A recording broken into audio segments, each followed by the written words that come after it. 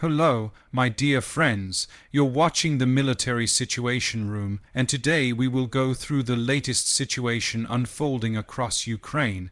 A number of important developments have emerged across several fronts, and the overall picture is showing signs of significant movement. So let's begin. Over the past day, various field reports and military briefings indicate that Russian forces are preparing to initiate 2 additional offensive operations, large ones, supported by substantial manpower and equipment. One of these pushes is expected to unfold toward the Kharkiv axis, while the second is anticipated in the direction of Slavyansk and Kramatorsk. For the next few weeks, Russian units appear fully committed to concluding the offensives already underway. A major focus remains the ongoing battle around Sychurivka, as Russian formations attempt to secure the last defensive pockets before deciding whether to expand further westward towards several smaller settlements on the approaches to the next line of Ukrainian fortifications. If Russia does manage to consolidate control over these areas, it will provide them with a convenient springboard for any future actions planned for the early months of the next campaigning season. But it's also likely that Russian brigades operating there will need a brief operational pause at some point, as these forces began their push many months ago, some dating their effort back almost a year, starting from the Uruzhane-Vuhledar belt. Units that have been engaged for that long often require time to rest, reform, and absorb reinforcements before transitioning to a new phase. The second major Russian effort expected soon revolves around the Pokrovsk-Kostiantynivka axis, where Russian units are attempting to secure final blocks and outlying positions before announcing completion of the current round of operations. Once these objectives are achieved, analysts expect preparations for the next pair of offensives, the Kharkiv effort in the north and the Slavyansk-Kramatorsk advance in the east. Turning first to the northern sector, the area between the Pechenyi Reservoir and the border has seen steady drone reconnaissance and artillery activity. Around the villages of Veliky Burlak and Vovchansk, nothing decisive happened on the ground, but multiple clips showed Russian thermobaric and high-explosive barrages targeting Ukrainian strongpoints.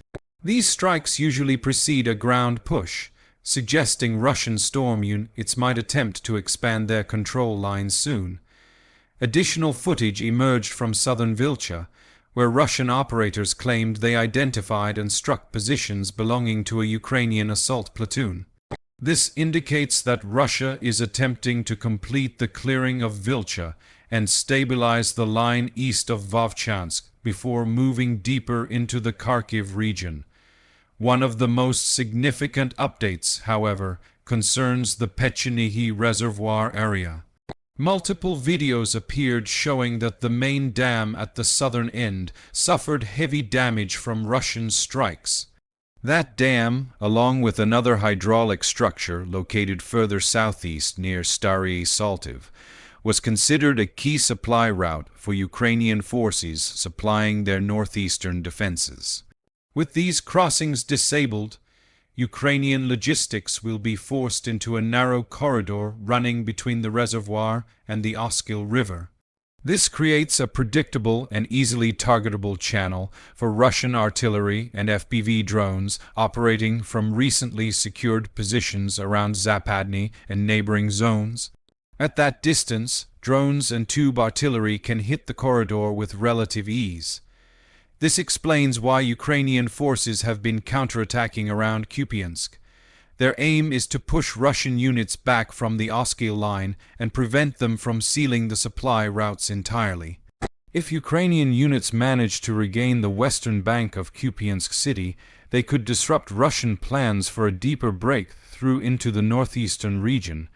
Recent mapping also shows that Ukrainian troops have made some counter-advances around Kupiansk, attempting to stabilize their defensive belt. They know that during ongoing diplomatic discussions, losing ground may weaken their bargaining position.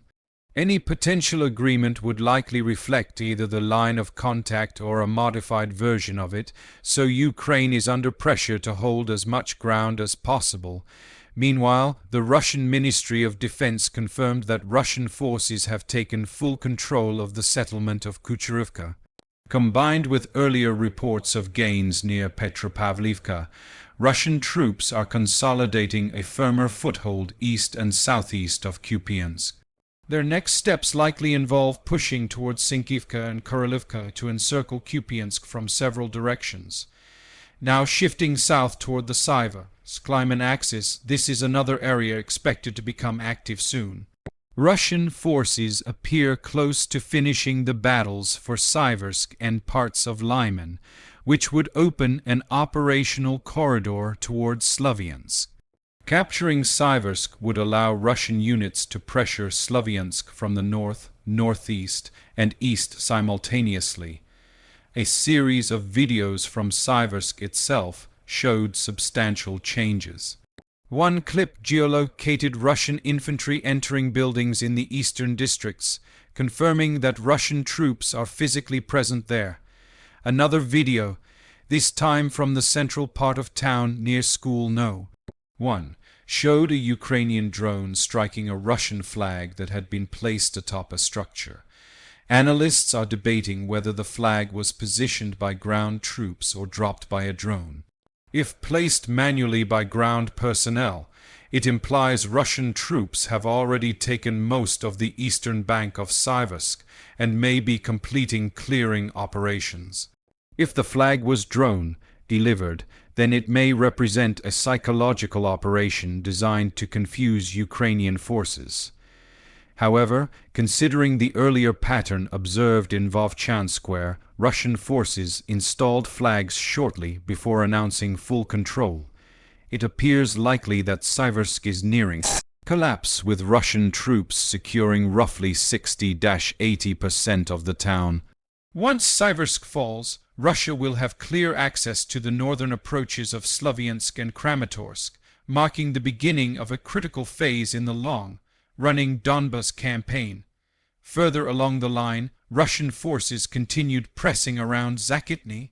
Mapping from multiple analysts shows Russian troops attacking from the west, pushing from the northern riverbank, and moving from the east where they control the T-0-5-1-3 route.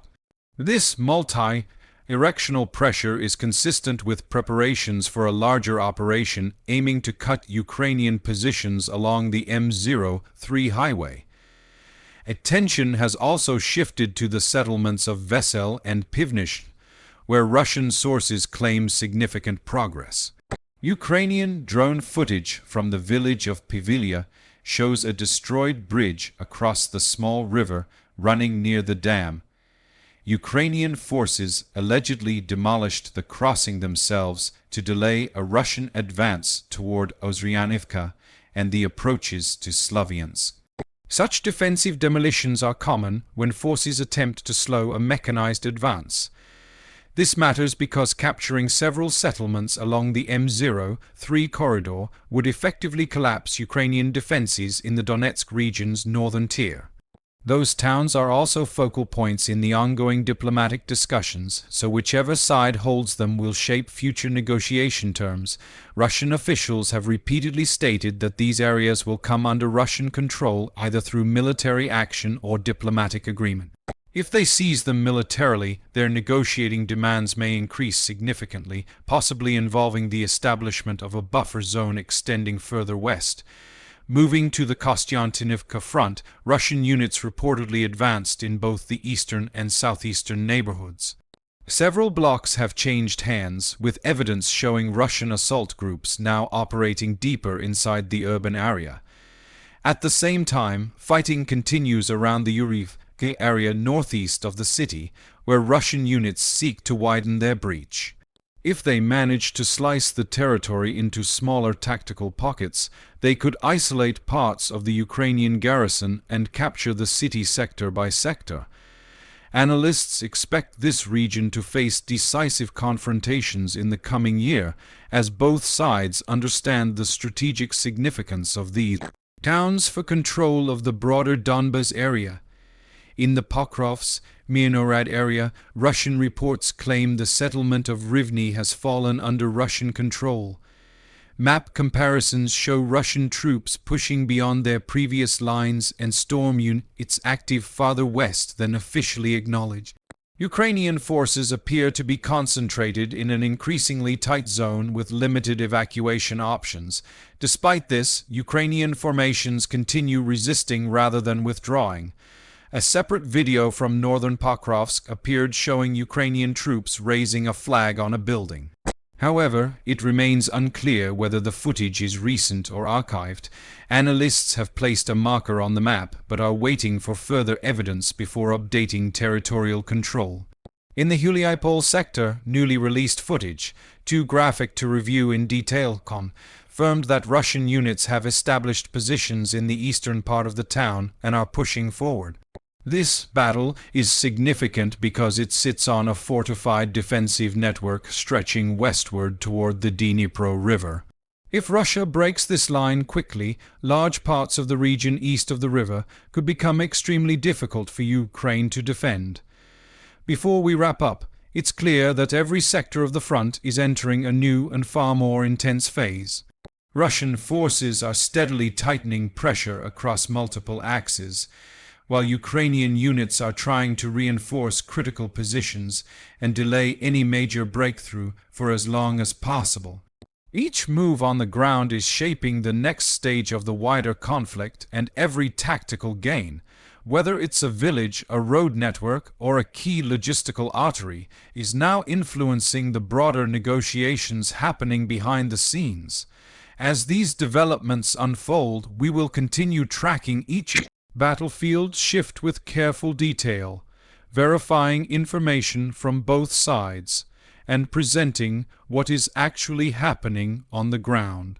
The situation is extremely dynamic, and in the coming weeks the front may change even faster than what we've seen until now. Thank you for being with us and following the updates. Your support helps the Military Situation Room continue delivering in-depth coverage and clear analysis at a time when reliable information is more important than ever. Stay safe, stay informed, and we'll meet again in the next report with new updates from the front.